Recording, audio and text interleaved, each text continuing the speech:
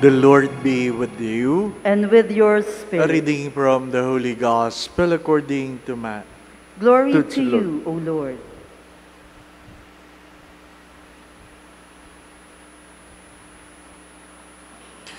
Jesus came to Nazareth where he had grown up and went according to his custom into the synagogue on the Sabbath day. He stood up to read and was handed a scroll of the prophet Isaiah. He unrolled the scroll and found the passage where it was written, "The Spirit of the Lord is upon me, because he has anointed me to bring glad tidings to the poor. He sent me to proclaim liberty to captives and recovery of sight to the blind, to let the oppressed go free, and to proclaim a year of acceptable to the Lord." Rolling up the scroll, he handed it back to the attendant and sat down. And the eyes of all the synagogue looked intently at him. He said to them, "Today this scripture passage is fulfilled in your hearing." And all spoke highly of him and were amazed at the gracious words that came from his mouth. They also asked, "Is this not the son of Joseph?" He said to them, "Surely you will quote me this proverb, 'Physician, cure yourself,' and say, 'Do here in your native place the things that we heard were done in Capernaum.' And he said, 'Amen, I say to you, no prophet is accepted in his own native place. Indeed, I tell you, there were many widows in Israel in the days of Elijah, when the sky was closed for 3.5 years, and a severe famine spread over the entire land. It was to none of these that Elijah was sent, but only to a widow in Sarephat in the land of Sidon. Again, there were many lepers in Israel during the time of Elisha the prophet, yet not one of them was cleansed, but only the Aman the Syrian. When the people in the synagogue heard this, they were all filled with fury. They rose up, drove him out of the town, and led him to the brow of the hill, on which their town had been built, to hurl him down headlong. But he passed through the midst of them and went away.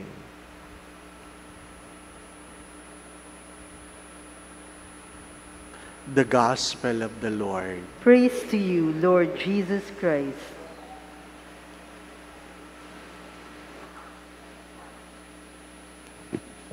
The Gospel of today is from St. Luke, not Matthew. Good morning. Ano po? The predicament of St. Paul is speaking with trembling because he humbly accepts that he is coming not from a blameless yesterday. Alam niya kung ano ang kanyang mga kasalanan. And now, he was asked to proclaim the gospel. And I believe that is the dilemma of everyone who is called to speak for God. Wala tayong nalilihim na kahapon. Ang unang kumukutya o kukutya sa atin, ang sarili nating kamag-anak kasi kilala tayo. Sadyang mahirap magsalita tungkol sa Diyos.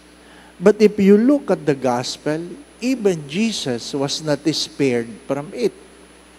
Di ba anak lang yan ni Jose? Alam nila yan. Alam nila lahat yan.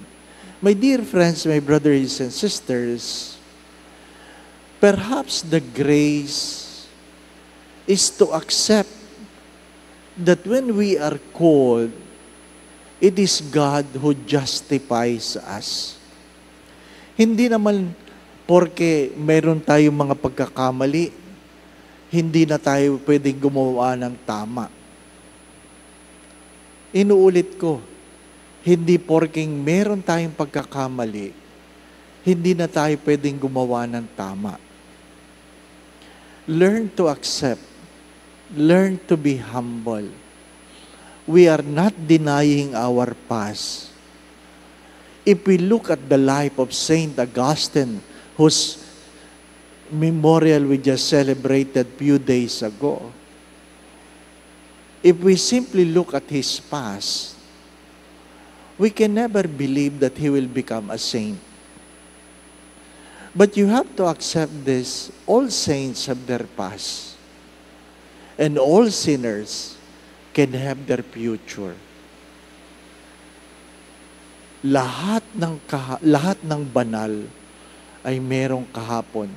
Kaya lahat ng may kasalanan o makasalanan, meron ding pag-asa sa isang magandang bukas.